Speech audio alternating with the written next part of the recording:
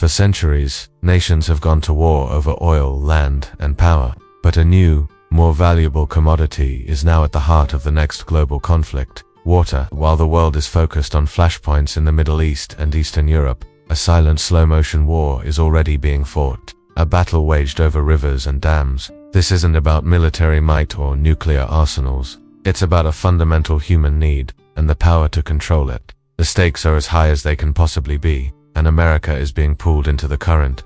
The epicenter of this crisis is in Asia, on the mighty rivers that are the lifeblood of over 1 billion people. On the upper stretches of the Mekong and Brahmaputra, China is building a series of massive, high-tech dams that are nothing short of engineering marvels.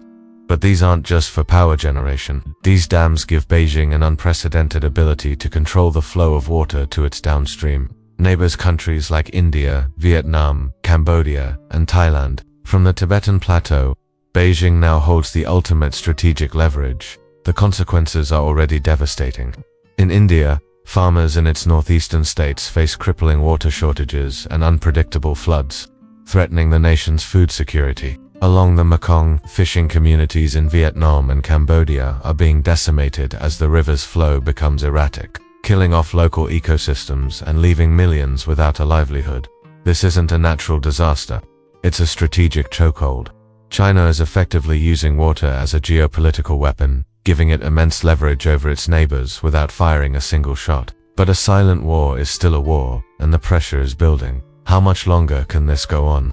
How long can a region, vital to global trade and stability, live under the constant threat of a man-made drought or flood? And what happens when a country, pushed to the brink of a humanitarian and economic crisis, decides that the only way to save itself is to fight back? The war for water has begun, and the world is about to find out just how hot this silent conflict can get.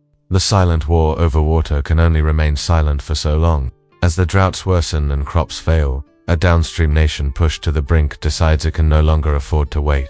In a desperate, calculated gamble, they launch a targeted strike. It's not an invasion, but a precision missile hitting a key support structure on a remote dam in the Himalayas. The goal isn't to destroy the dam, but to send a clear message: we will not let you starve us. The shot has been fired.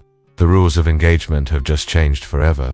China's response would be immediate and furious. They would condemn the attack as an act of blatant terrorism and an unprovoked assault on their sovereign territory. Suddenly, the regional water crisis is no longer a slow-burn diplomatic issue.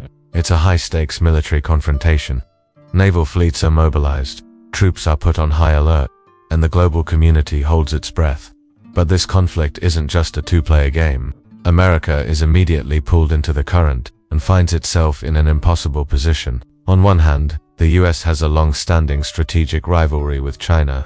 American intelligence has been monitoring the water crisis for years, viewing China's dam building as a clear act of geopolitical aggression. From a strategic standpoint, an attack that disrupts China's dominance could be seen as a victory, a necessary check on Beijing's power. But on the other hand, the United States has close military and diplomatic ties with India, one of the primary nations affected by China's actions. Should the US support its ally in a defensive action, or condemn the strike as an act of dangerous escalation? The debate inside the Pentagon and the White House would be fierce. Top generals would argue for de-escalation, fearing a wider war with a nuclear power. Geopolitical analysts would argue that America must show its resolve and support its allies against a clear act of strategic coercion. The president would face an impossible choice: side with an ally and risk an all-out confrontation, or stand down and betray a partner, signaling to the world that America is no longer the protector of global stability.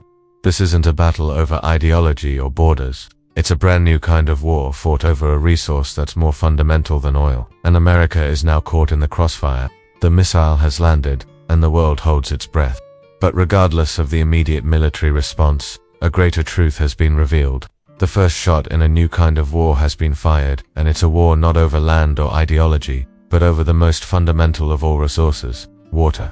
The conflict has moved beyond a simple border dispute and into a new era of global strategy. This new kind of warfare would force nations to completely reevaluate their military and diplomatic doctrines.